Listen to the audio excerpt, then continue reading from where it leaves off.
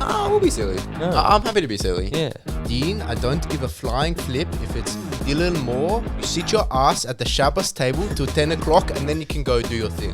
Ben Key, you can choose anything. Yeah. I know. No, we need Actually- a forward. We need a forward. I might wait, hold on, I'm not talking. Ben Keys. Yeah. What? Why? I've actually heard the only thing less likely than a North Melbourne win is Chase making a sale at work. What's that? That's Backs. Yeah. Mids, forwards. Harry. Ooh, Adams, 89.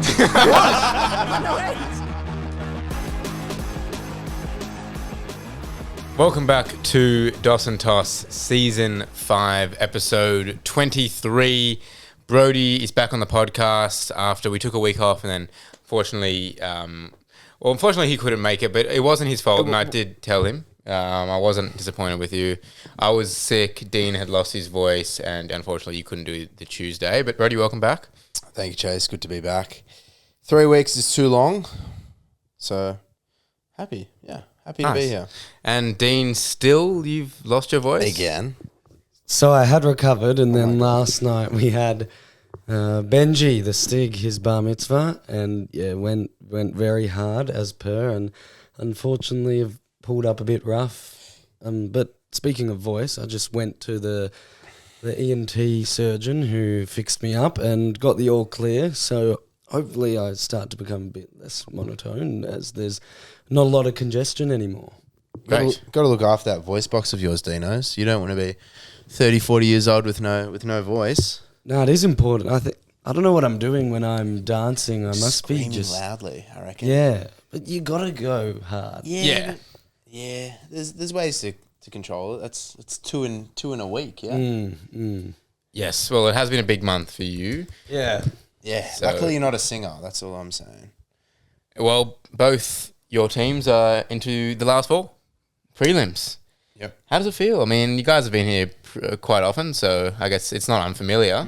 But another year, Hawks and the Pies in the last four. Yeah. You asked how it feels. I don't want to take away from it, but this is 3 and 4 years from us. Great achievement under Fly. It doesn't get old though. Like, so excited. I was telling friend of the podcast Kai today how much I love September. Like, I think it's one of the most underrated months in Melbourne, just because, you know, the weather starts to get a bit nicer. You've got local footy finals, you've got AFL finals, and if your team is fortunate enough to make it, then it's even more exciting. So I'm keen. I'm very, very excited. And I mentioned earlier on in the year that, you know, the Collingwood were going through some ups and downs, a lot of downs toward the end, and I said it doesn't really matter until finals come and you understand that once you've been in the position once or twice at least, that's all that matters, and the players acknowledge that as well. So here we are. Yeah, it's almost just like a completely new season. Like after the home and away is finished, it doesn't matter. Form does matter, but it's just you just wipe it. You're a clean slate, and you go from there. And then the cream rises to the top, and the best players shine. And that's what we saw from both Collingwood and Hawthorn. Collingwood weren't in great form going into their final against Adelaide, but, you know, your best players stood up, and Hawthorn have you found a few that have really stood up in September, including, you know, the likes of Jai Newcomb, Jack Unson, we obviously knew, but then, you know, some of the other underrated players like Warple and Ward too. So very, very excited. 24 degrees today, so you just know, you know, it's getting warmer, and, you know, that means it's prelim, it's grand final, it's coming up. So very excited. I'm very jealous of your two teams. I only had 2 prelims in my life. One, and both were in Perth. So I've actually never been to a prelim or a grand final, for that matter. So very envious of you guys. But yeah, I mean, Brodie, you've just said that you're super keen. Dean, you haven't been here for a while. Do you have that reinvigorated excitement? Definitely. Has been a while in between drinks, and yeah, whilst you don't concur that we went through our rough period, it was pretty rough, you know, when you've experienced that much when you've experienced that much success, it takes a toll. And to see this new group with Sam Mitchell only in his 4th season, when we made that call in his first year to expedite his start as coach and remove Clarkson, it was a pretty big call, and a lot of people couldn't see where we were going and where we were headed, and this young group is just full of enthusiasm and exuberance, and it's very exciting. It's really cool. Go. We saw it with the exception of Brisbane and Bulldogs in the past 10 years now, the two teams to make it to win a grand final outside of the top 8. I'm a Top 4. Yep. Sorry, outside the top 4. I'm a big believer in that you tend to run out of legs and you can't win the premiership outside the top 4. What do you think? I mean, the pre-finals bye helps. I think we can. There's the alternative to that argument is that Geelong are going into this game having played one game in 4 weeks. Correct? Yeah. 4 weeks. No. Well, as it approaches this. Would be 1 in 3. One game in 3 weeks. And maybe they'll start off slow, I'm not sure. But yeah, we definitely don't feel like an 8th place team, that's for sure. Well, you're done with I didn't ask that.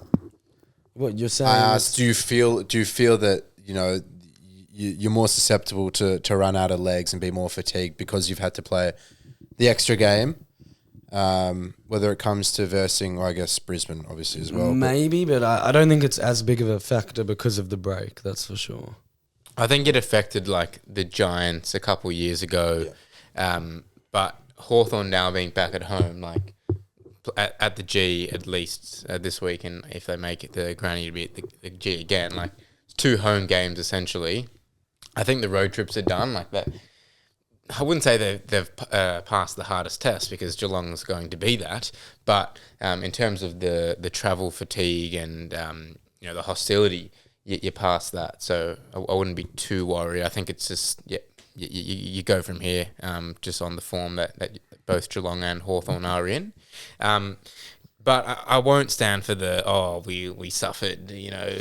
I was with Adam and Shag over the weekend, and Adam, a Carlton supporter, we were reminiscing that 2 years ago Melbourne and Carlton were playing in a semi-final, and how long it took both of us to get there, and how quickly it's just gone to shit, and we're both back down the bottom of the ladder. And then the teams that we grew up watching having success in these 4 really. Brisbane was a bit before our time, but they just go straight back to the top. And then Shag, the Hawthorn supporter, was saying, those COVID times, they were rough, and he's saying that next to a Carlton and Melbourne supporter. I don't want to swing, but when I think of my rankings of who I least want to win the premiership, Shag's honestly a factor, because I reckon he's probably going to be pretty annoying if you guys get up. Like Dean, chill. Kai, like I wouldn't really. Nah, he gives it to you. Nah, like I'd be happy for him. The other thing is, I think it'd be cool if Hawthorn won, just so that we could say, since we started the podcast, all 3 of our teams would have won a premiership. That'd be pretty cool. So if Hawthorn did win, then I wouldn't mind that. That'd be a nice touch. Lucky Harry left. Yes. We would have to be going for years. Yes, we will probably have to be going for years. Harry, he still counts as Hawthorn, so... We can touch on Harry, speaking of. You can touch. Second BNF in 3 years. Yeah. Call him Sid. 2 and 3. How many do you reckon he finishes up on? A lot. Is that an answer? That's an answer. Can I say more than 2? No, generally. Who's going to win it in the next 3 years? I actually don't know. Like LDU is obviously there. Sherry will continue to be there, but I don't see anyone like being as consistent as Harry.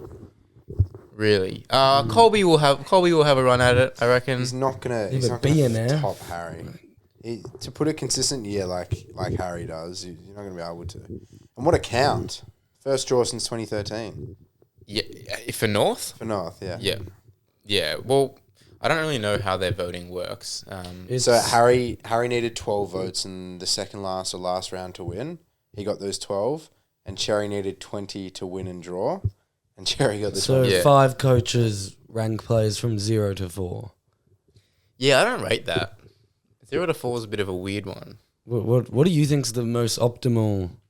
I don't know. I guess you just rate them out of 10, but like It's too You think about how much admin like goes into each game. Like they've got to do the coaches' votes. They've got to do their whole review of the game. Obviously, all the line coaches are reviewing, Also, play-by-plays. how do you and then you know have to do all these votes. How do you know how well one player's played straight after the Stats. game? Yeah. That helps. Like, Like- you're not trying to watch an individual during the game. You're trying to watch the team. What's the same with Yeah. the umpire? Yeah. Yes, it is. I think the coaches are definitely a better indication. But I guess when you culminate so many votes, usually you get the right answer. So we'll get to a bit of a debate on the BNF later in terms of how it's potentially voted, and Dean may have an argument there. But on the flip side of the winners, the losers on the weekend, Adelaide and Gold Coast. Adelaide straight sets. Big jump going from 15th to 1st, but a few fraudulent players from Adelaide, and Name and shame? I was actually listening to Fireball this morning, and Kane was doing a list of the top 5 players that. Did you listen to him? Yeah, and he put 8 Adelaide Yeah, players and he put in. 8 Adelaide players in. The top 5 players who won't be able to sleep because of their finals. Yeah, and I performance. wasn't having. So he put in Very Fogarty, biased. put in Fogarty, which is fair enough. Dawson also kind of fair enough. Came out with a foot injury today, Dawson. Did he? Well, there you go. But then he listed a bunch of fringe Adelaide players, and I think he said like Neil Bullen. I didn't like that. Nah, I don't care. He's gone now. Peatling. Neil Bullen, Peatling, and then he said Luke Pedlar, who I was like, hang on a second, do some research. He was very good against Collingwood, kicked 3. So I feel like that was just a chuck the P with Peatling in there from Kane Collins. Yeah. So I thought Pedlar was all right. But in terms of Gold Coast, like they're so close to finishing top 4, but they probably finish where they deserve to be. They win a first final. It's a pass, man. Is it a pass? I think so, bro. Yeah. Where'd they finish last year? 13th. Yeah. Yes, it's a pass. Man. Winning a final. The Their pass. first final.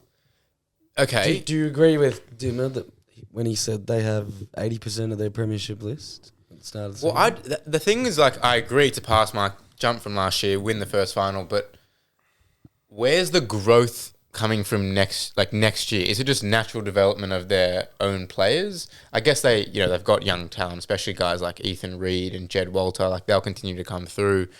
But I look at like the rest of their list and I'm like, it's really good.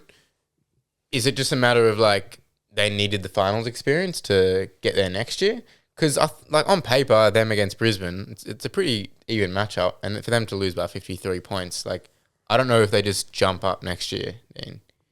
Well, you're playing a team who's made the grand final the past 2 years. They're the reigning champs. And their backs were against the wall, need to bounce back. I think I predicted the 50-point win. I don't know if I said on the podcast. Sure. But I think it's a case of natural development. Potentially a trade if you sacrifice a bit of youth to bring Curnow over. I'm not sure what other trades they would do. But yeah, I think finals makes you so much better for it. Once you get that experience, you probably go into the pre-season more motivated, knowing what it's like. It's such a different game. They always reference that, and yeah, I think they're in the right spot. They're in that sweet spot of players, and they're not going to age out. It's looking good. Maybe there's a few little there's guys like Alex Davies, Farrow. Can they take it to another level, like those fringe players you mentioned? Yeah, fair. Do they have their lingerie back on, Brodie, or is it off? No, wait. What was it? Well, you said that they got their lingerie on. They're a tease. Yeah. So are they now not a tease, or are they still a tease? This is weird. Now, I'll say you asked me before, and I think they passed their mark. They won their first final, which is a huge achievement. You could see that after Swallows' point/goal, whatever you want to call it. You got to cut them some slack. They made finals for the first time. They got to win. Not an easy feat to do. Essendon haven't done that in 20 odd years. So, yeah. I thought it was really fascinating how they were very open about their Detroit Pistons mantra throughout the season and also finals. What is that, by the way? I'm not informed. The bad boy Pistons, the 2004 team, were known as a rough team, no real superstar, but a lot of guys who just Ben try their Wallace. best defense. And Gold Coast, they once wore those tops pre-game during the year. And even Rao was talking about it last week, that was still their mantra throughout the whole season. So it was cool that they were open and honest with that, because I reckon there are a lot of stories like that at clubs, and it only comes out if they win the premiership, really. Yep, fair enough. Dean, back on your Hawks. Puong Punisher, Jai Newcomb, had a bit of a dip during the season. Even the back half of the season, I was like, oh, is this guy just like a A- kind of player? But when you perform in finals like he has last year and this year, you're really putting yourself up with the best. What is it with Newcomb, and how come no other team picked him up in the mid-season draft a couple of years ago? Well, so he was playing at Box Hill. We got him with pick 3, I believe. So North Melbourne had pick 1. They got Jacob Anderson, never played a game. Yes, and signed him on a 4-year deal, that guy. Wait, they signed Anderson on a 4-year deal. Jacob Edwards. Sorry, Jacob Edwards. Yeah. Wait, but he didn't. How did he didn't stay on the list for 4 years. No, he's there for 2. Something quirky. Must have settled or something. Yeah, I'm not sure. And Newcomb was pick 2 to us from Box Hill. Sam Mitchell influenced that as the Box Hill coach. And in regards to his finals performance, he's just a beast. Like, you can't tackle him. Got 5 clearances in the first quarter on the weekend. Yeah. From the centre bounce, and he's been the number 1 rated player in all 4 of his finals. And we said it, if Newcomb plays well, that's our only hope with this midfield. But the other guys all stood up. Ward had his best game of his career, hitting targets, clean, tough. Warple had his best game of the season, finally. Well, you said he was checked out, so... Well, that's what we were saying. And Nash did his job. We conquered that Adelaide midfield. We knew we'd have them with our back line and our forward line, and that's what happened. But yeah, in regards to Newcomb, he's just a beast. Like, he's got everything, and he's got a great kick. Usually guys with that skill set, that physique, they don't have that skill set which complements it, like a clean kick. He's got a punishing kick as well. The Puong Punisher. Is it enough for Geelong, though? Do you reckon it's enough for Holmes and Baz and Atkins? Yeah, I'm worried about speed. We haven't been that good against teams with speed. That's why we're good against Collingwood. And I'm worried about O'Sheen, Mullen going to Newcomb or Atkins or O'Connor. It's scary. Blitzarves. They got a lot of those role players. So Blitzarves is their ruck? I think he might have to be because Stanley's out and no idea what's going on with T. Conway. And I assume Shannon Neal will play like a second ruck job. Yes, and scared of their high half forwards. Yes, I think that's Hawthorn's weakness. No, a bit of you leak a bit from the stoppages, forward 50 stoppages. Yeah. So you got guys like Sean Manor, Stengel, Myers. Those are the guys that I think are going to be either the difference or not against Hawthorn. Brodie, you faced Brisbane maybe 6 weeks ago at the G. They did a number on you guys. Are you feeling confident going into the prelim? No Lockie Neal. That's a big one, to be honest. Arguably one of the best ball getters in the league. I am confident. I am. They after the first round of finals, they took a big hit, but they stepped up against Gold Coast, and I think they will challenge us. But I reckon we'll get over the line. I back us in at the G, but it's going to be a ripping game. So can't give you much insight except for what I think of Bobby Hill and whether he plays. He hasn't played since round 15. Fly has yet to make his mind up on it. Brodie Myercheck is facing a bit of a foot issue and has arguably been out of form. And we have McStay, who is fit and healthy and can't get a game at the moment. So there's a few selections to be made. I personally want to see Bobby Hill because, he's a great finals player and he could be the difference. So we'll see. It'll be interesting. Is Bobby Hill the type of guy like that can come in and just play well after not playing for a while? Yeah, 100%. As a small forward, I think it's the perfect type of player that can do that, in my opinion. Just because they require so much natural instinct. ability, skill, sharpness, speed. things that come natural to these players. Other players on the field can't really replicate their ability to move quickly, pick up the ball extremely quick off the ground, be effective like that. So I think as a small forward, I reckon, I'm hoping to see him play. Yeah, cool. That's the goal. We'll get to the tips at the end of the podcast. So I think Triple M came out with a stat that there's been obviously 50 prelims this century, and these 4 teams have combined for 44 prelims, which is pretty incredible. That doesn't mean there's been 6 others. It just means like they've doubled crazy. up. But yeah, it is really crazy. How many prelims have you seen? Since 2010, I was thinking about it. Since 2010, I've seen 8. 11, 12, 13, 14, 15, 16. That's 6. Yeah. There you go. So And Brisbane would have had the first 4. And Geelong have probably how many? most. I reckon Brisbane. Oh, Geelong have had like. Since 2008. Oh, wait. I was counting Yeah. from 2010. I actually have no idea when that stat was from. 50 prelims is what's 50 divided by 4? 25. Yeah. Yeah. So it What? is. No. No, hang 12 and a half. Yeah. Yeah. So I was thinking 2020. where did they get that number from? How can there be half a prelim? I don't know. No, because there's 2 prelims, and since 2000 there's been 25 yes. weeks Sorry. of prelim. Makes sense. That actually does make sense. And Brisbane, yeah, so they would have had what? 1, 2, 3, 4, 20, 22, 23, 24, 25. So 8 as Geelong well. is more And Geelong's like 16. they haven't missed a beat. They've just been consistent throughout. It is actually crazy. Yeah, they are. There hasn't been a more consistent team for the past 20 years than Geelong. Yeah. 25 years. But look, they had a 10-year drought in between their flags. So I think if they win, and we actually had this conversation, we mentioned it last year, Dean, Chris Scott v. Alistair Clarkson.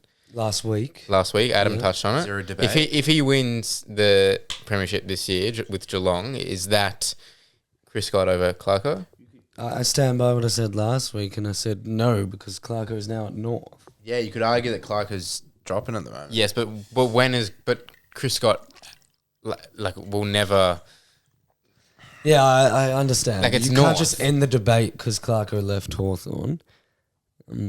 Certainly makes it interesting, but I still think a 3-peat is incredible. Yeah, I mean you still got to put Hardwick in there as well. Dimmer, yep. Yep, and we'll see what he does with Gold Coast because there's only been this century one premiership coach that has coached another team, which was Moldhouse in 2010. So no other coach has been recycled and gone on to win a flag this century. Speaking of multiple premierships, just quickly, Harry's old team, Sandy Dragons, they're going for 4 in a row this week. Yes. 4 years in a row. So they hadn't won a granny since 2016.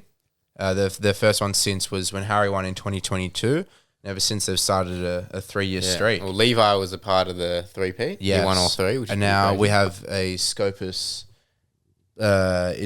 collegian playing in the game. Yes. So good luck to him. I actually, Phoenix. also, did I forget to mention that Ajax are into the granny at the start of the You did podcast? forget. I'm sorry. I was trying to highlight it. I meant to mention it. I obviously put up on the story that Remy kicked another great snag. So good luck to all representatives playing in that granny. Any friend of the pod aside from Remy?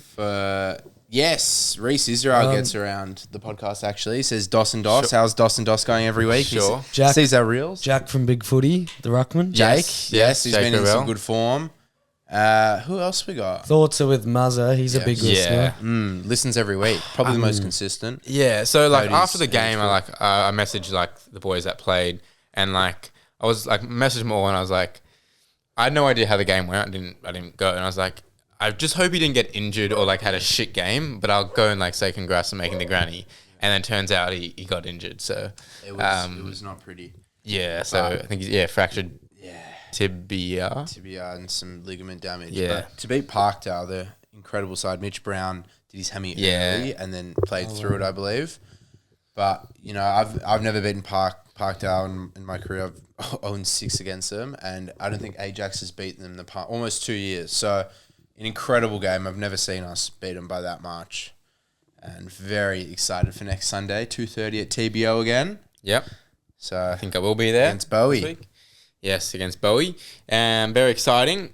speaking of coaches we were speaking about before, so obviously Melbourne opted not to go with Nathan Buckley, the recycled coach, and went with Stephen King. I put out a quick video. In the goon. Well, I wouldn't necessarily in the goon, but I liked your video. thanks. I like that. It was it was a bit of a shock, and I reckon there's a bit in what the pundits are saying in that Melbourne maybe would have preferred Buckley, but they couldn't get a yes from Buckley yet because he's still in talks with Tassie, so they maybe went with the second option. But anyone who comes out of Geelong, you've got to be pretty happy with. And Stephen King's been around. He was a part of the Bulldogs premiership as an assistant coach in 2016 and also 2021 when they made the grand final, and now he's with Geelong as well, and he also won a premiership with Geelong. So fun fact, I don't know if you've seen the video, if you know when Stephen King kicked the ball out of a ruck contest and almost took Jeff White's head off. One of the more brutal incidents in the game's history. I reckon it was... Were we alive? I reckon it was 25 years ago. Oh, sorry, 20 years ago, 2005. You're saying before you remember... No, They were showing it during the week. So 2005, I think it was, 20 years ago. Obviously, you don't remember, but just if you've seen it, almost decapitated him. And his son, Jeff White, is going to be drafted this year for the D's. Jeffa. So he will be coaching Jeff White's son. And if we do the math, 2005, Kalani was born 2007. Trying to think if that time off maybe there. I'm trying to think when he was conceived. Yeah, I was trying to think of when he conceived, and maybe that time off could have contributed to That's that. wild. But I think I've got the math wrong because that was Let's not be What's silly, that? Chase. The butterfly effect? yeah. Like there's probably a butterfly effect. Like I reckon Kalani White isn't born if that doesn't happen. Anyway, I'm keen to see what happens with Stephen King. We got the new CEO in. I think it's exciting. Like you look at Kingsley, Craig McRae, Sam Mitchell, these first-time coaches who have, well, not in Mitchell's case, but in other cases when you've been an assistant coach for a significant amount of time before, you're coming with this refreshing energy, knowledge, and something that's new. You know, I think it's pretty exciting. Like it sounds like he interviewed well and used a lot of evidence from technology and a whole new game plan, and yeah, sounds cool. What do you reckon they ask in these interviews? I actually haven't been able to watch the press conference in full. Unfortunately, it wasn't live streamed. What can you bring to the club? Yeah, I think there's a lot. Like honestly, like I've got no idea, like if this guy's any good or not. Like at the end of the day, like cool, great appointment. I hope he's great. No idea. Like he could be shit for all we know. He's probably not because he's at a successful club. But I guess he just speaks about culture and maybe just a bit of philosophical shallow, differences. Which is what I got from a few quotes that SEN came out with. But speaking of bombshells, Zach Merrett has created waves in the trade space, especially with your club, Dean Hawthorn. One of the more sticky situations, like Petrarca last year was sticky, but you know Melbourne were kind of able to put that back together. Merrett, I'm not sure if there's a way back into Tullamarine. No, neither. Initially, I thought it was the annual Zach Merrett's not happy. He'll go around, do some talking, have some discussions, and then eventually just come back. And then I saw his teammates coming out with some very strong statements. Redman and Nick Martin, and that's when I thought, oh wow, we're a genuine chance. We're on here. And now you've reports that he might not be able to attend the best and fairest. Which he will win. He's going to win his 6th in 12 years, which will be very awkward. I don't know if that's ever happened. Josh Battle came 3rd in St Kilda's. Josh Dunkley won and then was traded, requested a trade, but he went there and it was less awkward. This is the captain of the club as well. I don't know. What do you make of it? Like, what are your judgments on Merrett as a person for this coming out with this? I'll flip the question. Do you guys think it says more about Essendon or Zach Merrett? The former. Yeah. Chase? I mean, I don't know. It'd be speculation. Yeah, we're all speculating. But look, Essendon or Zach Merrett? I think you have to do digging into Essendon. Like, you need to say, well, and the same with Carlton as well. So you got players like Silvani and Curnow. DeConing probably is more for the money, but like Curnow and Silvani, you know, loved at the club, household names. They want to leave the club. Zach Merrett, captain, face of the Essendon Football Club, been their best player for the last decade and a half almost. Why do they want to leave the club? And is it simply just success, or is it simply just money? I don't think so. I think there's definitely more reasons as to why. Is it the coaching? Is it the football program? There's definitely more into this. And as fans, we just see it at face value that, Zach Merrett wants to just win a premiership. But I reckon there's more to it. And I reckon it's probably been brewing.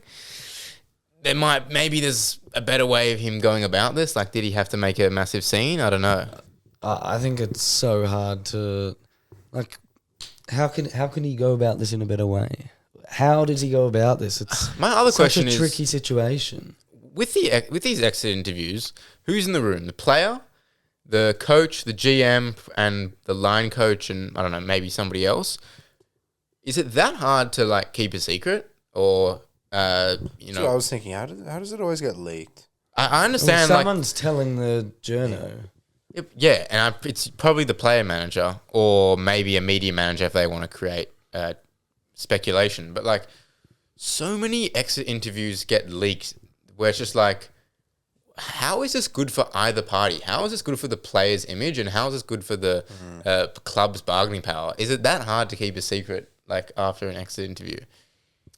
It's definitely the managers. The managers hold all the stake in AFL at the moment, and I think Merrett has every right to go and explore his options after 12 years. It's not like he's just been there for 2, 3, 4 years. He's done 12 years of service. He's had 5 different coaches.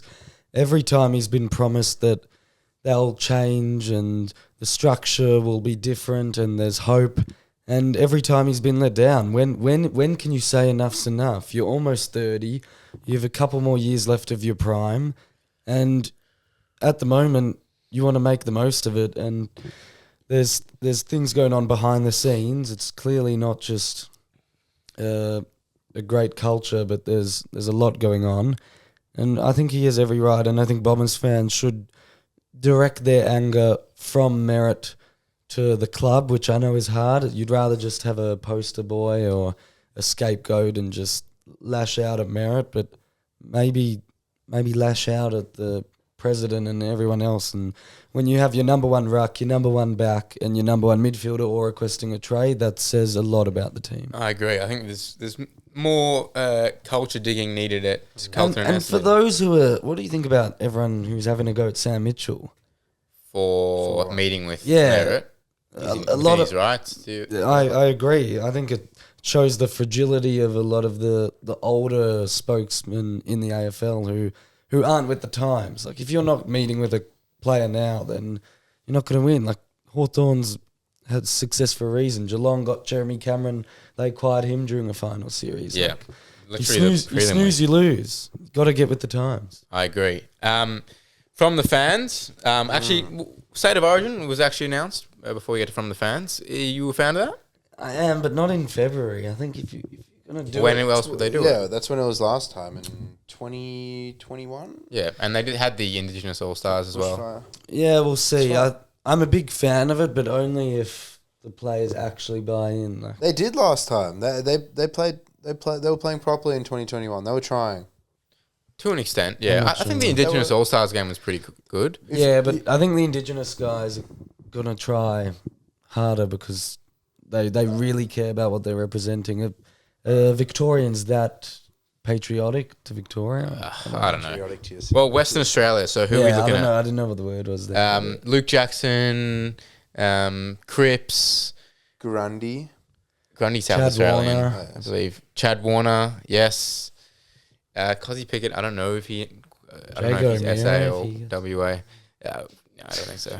I can't think of half the Melbourne team. Yeah, true. Rivers. No, it'll be cool, but I would have liked to see it. I don't know logistically how that works, but it's cool. I rate it. Yeah. I rate it. Yeah, Aiden, rank the coaches of the remaining 4 teams. There's a lot of coaches talk. Let me go Right first. now? No, I reckon of the season. Okay. This season, I think you've got to go. I'm going Chris Scott 1, Sam Mitchell 2, McRae 3, and Fagan 4. But like it's really tight between them. I just think Chris Scott to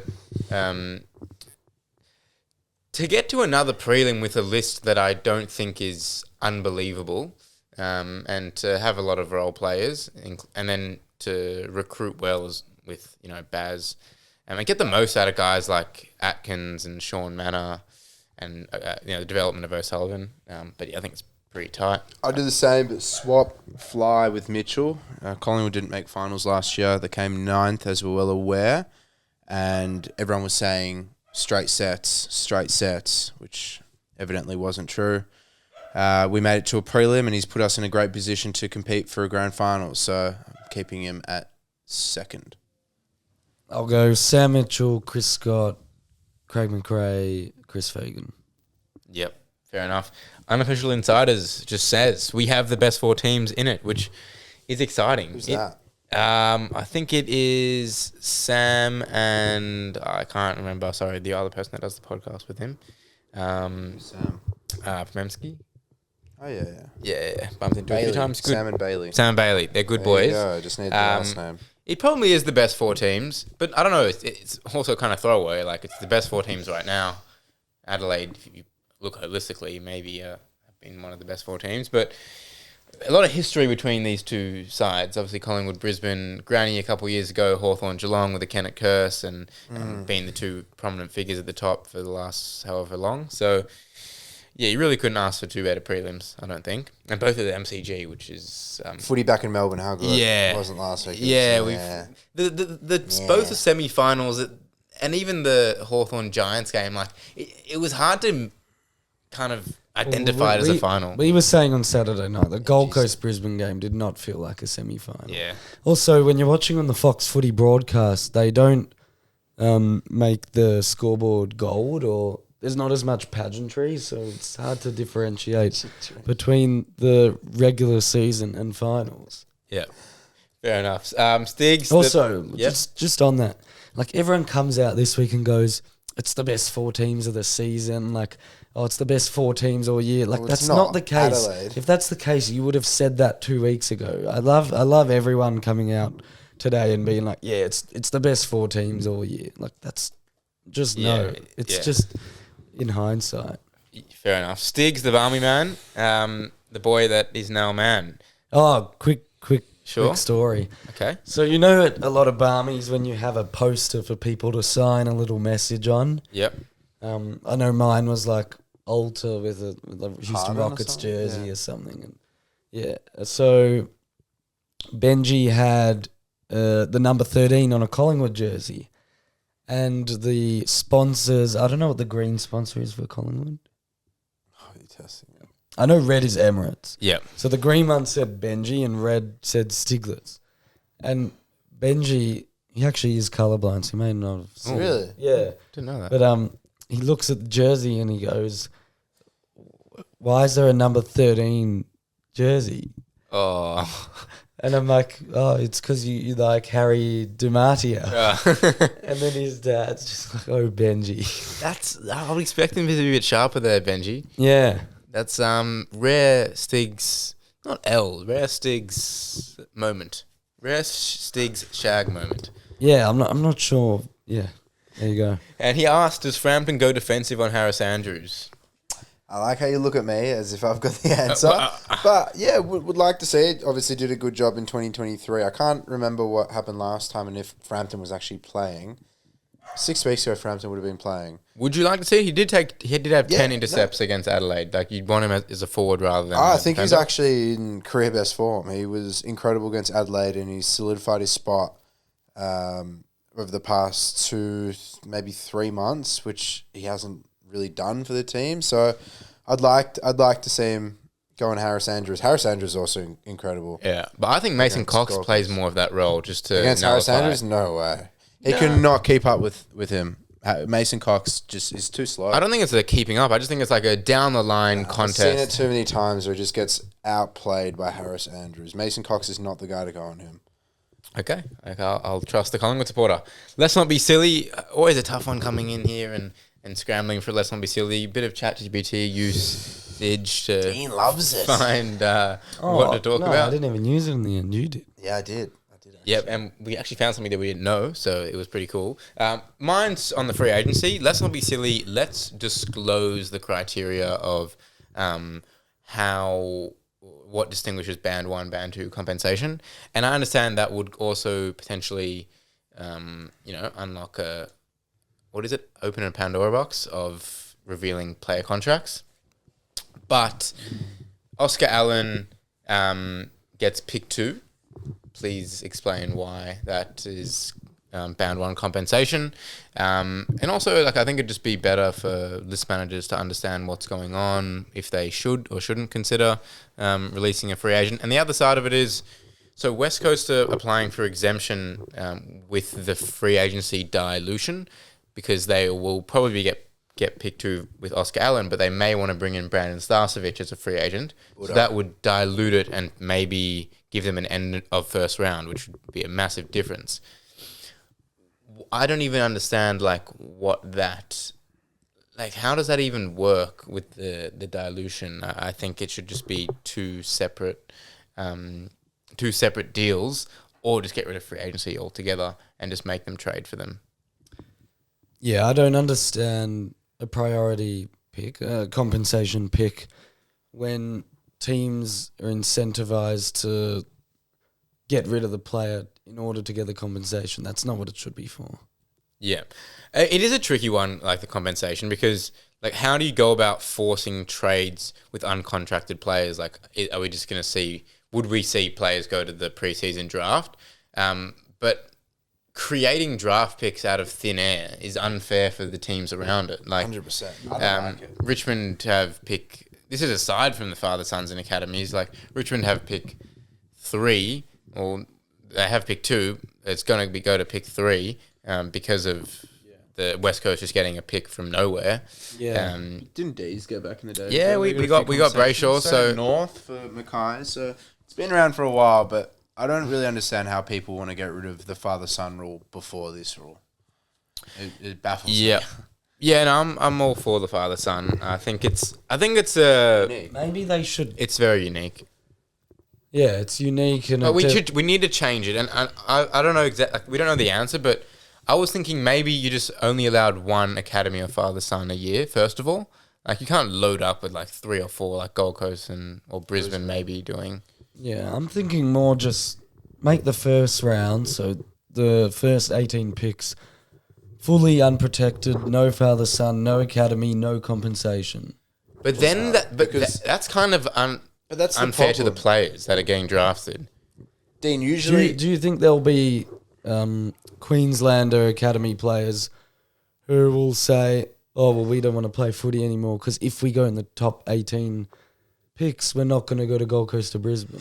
No, I don't think that. But you'll have a guy who's a second round pick who gets to stay home, and a guy who's a first round pick has to go interstate, just because of this niche rule. I don't think that's fair on the players. Get paid more. No, you don't. Yeah, you're on a higher contract if you're a first round player. It's a discussion, and honestly, there's a lot of brainstorming that I would. It probably have with ties into the should clubs be allowed to trade players who are under contract.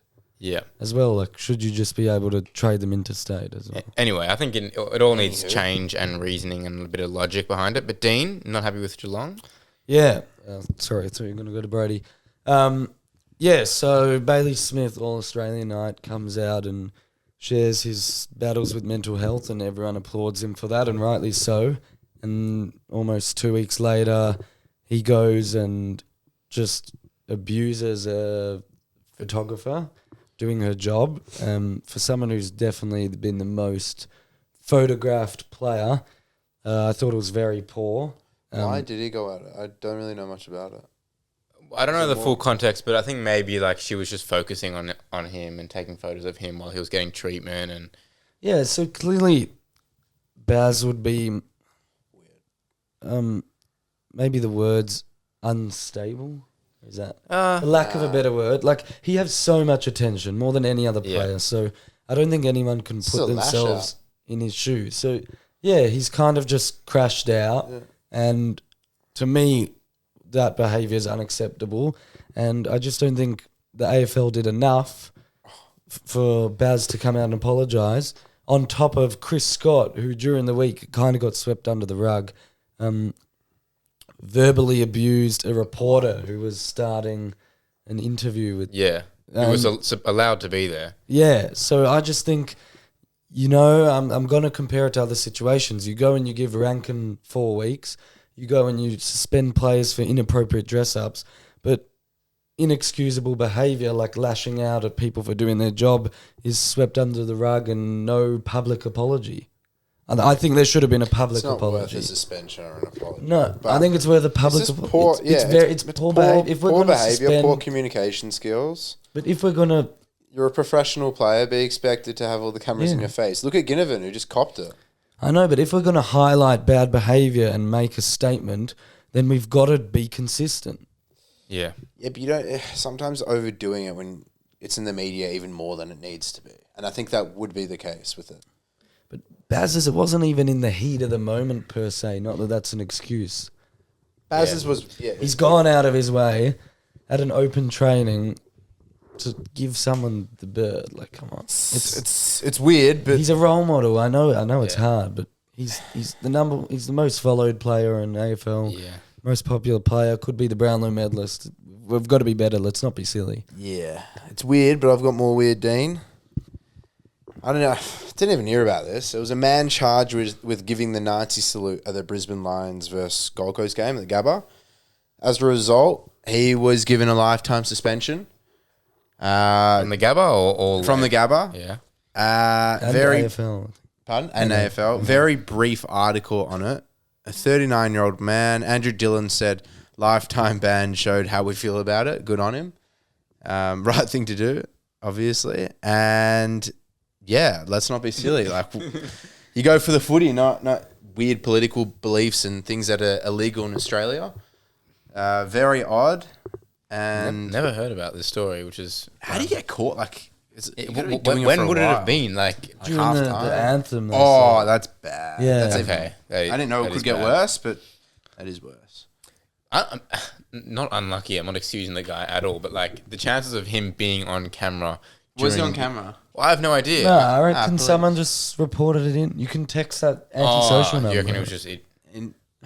But then is it not just like someone's word against another? Yeah. Like, do you have proof? No, Unless they you- would they have would to have have to have it. proof. you'd think. Maybe that guy was probably, he's probably a bit fucked, and he probably maybe admitted it. Cool. Let's not be silly. Is it cool? Well, no, it's not cool at all, but cool array of let's not be sillies. Let's go to the games. Let's do it. We've brought it up. Two of the biggest matchups you can really get of the modern era. Geelong Hawthorn kicks us off on Friday night. Friday night, Dean, what's your sitch? Again. What do you do? I will be there. No. I will Freaking- be there. Wow, am I getting a phone call? Chase, you can take this one. No, it's for you. It's for Nah, you. it's It's not for me. No, I'm not the guy. I don't think I can. I don't want to offend your mum. No. How? How did this happen? We actually had a dinner at the shul booked in ages ago, and I didn't even. I kind of knew it was the prelim week when Mum said it, but I didn't think that it would affect me. And I don't mind it because they bring that choir from Israel and they do all the singing and it's beautiful. So I was happy to go. And then quickly last week I figured if we win, I'll have to miss this. Mum's not happy because 4 of us are missing it, not including Gina, who's still going to the dinner. Oh, really? Yeah, with the family. That's funny. Well, the extended family, because me, my brother, sister, and dad won't be there. We'll be at the game, so Mark we'll must do a be. quick little Shabbos before. But yeah, Mum was not thrilled at all, and Really? we offered her to come, and she goes, "I only come to grand finals." There you In typical Hawthorn supporter fashion. Yes. Cups? Cooper Simpson? Cooper Simpson, no, didn't play for Hawthorn. No, isn't that the Freo guy? I'm thinking of Steven. John Segler. Did he Help me say- out with this guy. Maybe. Oh, Cooper Stevens. Cooper Stevens. Yeah, Cooper Stevens. Damn, what could have been with him? Sam Manigola was on Hawthorn list. Yeah, that maybe game? him, not Segler, not No, Segler Isaac Smith. was there. Isaac he? Smith. Yep. Who else? Cool. Don't get many between these. Oh, we've just named a few. Hawthorn soon to be Warple. Yeah, sure. Tips? Dips. I'm going Geelong. I've always gone Hawthorn the whole year, so I'll have to go. I'm actually gonna tip Hawthorn. Wow. Yeah, bit of an Why? upset. Baseball A's. I'm Feeling been okay? very impressed. I've been very. I'd love, impressed with Hawthorn. How long can that last? Laura Nitz predictions. Yes. Yep. Well, not that she would give it to us, but Yeah. 25. like you reckon she's sitting there smiling, knowing what's going to happen? Did we ask her who will win the premiership? I can't remember. I feel like she said Geelong. Did she? No, we might have to go back. I might have to listen. All I back. know is she said it's not going to be good for you, and she was right about that. Yeah, and she and said actually- Hawthorn would make. Nah, finals. but she also said St Kilda, who to an extent, like St Kilda, like had a bit of a end of season. They played something. the worst teams Next in tip. the Yeah. comp. All right, Collingwood, Brisbane. You've got Jack Frost. James A. James H. Jack recently Crisp. retired. Good. Jack Crisp is good. Oh. You've got, and I'm got- pissed that I'm not kind of thinking of it. Dane Dane Beams, if Dane you Beams. will. No, No, if you Just like a bit of bit of there and here back. there, yeah. Yep, there and back. Zach LeBron. Smith. Love a bit of there and back. Uh, Gary Ablett. Who else? I know there is. I think Ben Hudson played for both teams. I think there's a Did Andrew Cracker didn't play for Brisbane? No. Nathan Buckley. Adelaide, no? Bucks Yeah, did yeah, play. Buckley. There you go, Yeah, Nathan Buckley. That's pretty good. yeah, I'll take that. But We'll weird take start, weird time. 5:15. Dean mentioned in case Brisbane wins, so he can get home that night instead of Yep. the next day, which is. Weird start. I don't mind it. I like if I Chase, you're When do the I eat? fixture When do I man. eat dinner? No, you're Yeah, the when fixture do you- man. No, Think I'm about the the fixture fans. man, you're the time When do I slot. eat dinner? When do you eat dinner? don't That say is that. weird. Half time. Oh, you're there. I don't want to eat. Nah, footy's always tough with meals and stuff. Like, No, actually, but not like a 5:15 5:15's tough. horrible. That is tough. well, True. at 3:20 games, How I do guess you the eat players before. go about that? An unusual time most of them wouldn't have prepared. Nah, I don't think it really. I think Anyway, it'll be let's fine. tip. Let's tip. I'm going to back my boys in, like I said before. Collingwood. Yeah. So I don't actually know. Like, I don't think my I'm gonna go heart is not Brisbane. able to like override my head. So what are you going to say? So I think I'm gonna go Brisbane, but I'm going Brisbane based off that Collingwood just beat Adelaide, and Adelaide really didn't look good. Adelaide didn't even win a quarter Yeah. against Hawthorn or Collingwood, so maybe Collingwood aren't ready for that perennial team. I think Brisbane are the better side. But Collingwood just at the G default like could just win. Can't not tip them. It's hard. But I'm tipping Brisbane Hawthorn, which is probably the two underdogs of the games. So Being interesting. unusual. I reckon it's going to be Pies Geelong. Yeah. Circa 2011. Bit crazy for the city. Yeah, I don't know. Like, I've tipped Geelong for the granny like most of the year. So is it weird that I'm now tipping Hawthorn to win this game? I don't know. Is that allowed? It's allowed. There's no law against it. Okay. Anything else? Have we missed anything? Anything else? Well, Rosh Hashanah next Monday, so we may miss the Brownlow. Wait, when is it Brownlow and Ross? So I don't know if we'll be able to get a pod Wait, done on is Monday. Is night one next Monday? Night one is Monday, yeah. So we should be able to do one during the day. A pod. Beforehand. Maybe. We'll see. All right, well we will I see. didn't even think of that. Good. Yeah. Switched on, Chase. But Very otherwise, good, Zace. predictions, like if we miss it, I reckon Jordan Dawson. Jordan Dawson. Oh, really? Oh, we're talking about the Browns. Yeah. I'm going Dacos. Dagos? Fair. Voters for tea, maybe? All right. Thanks, boys. Brodie, thanks for coming back. Dean, good work. See you next week. Peace.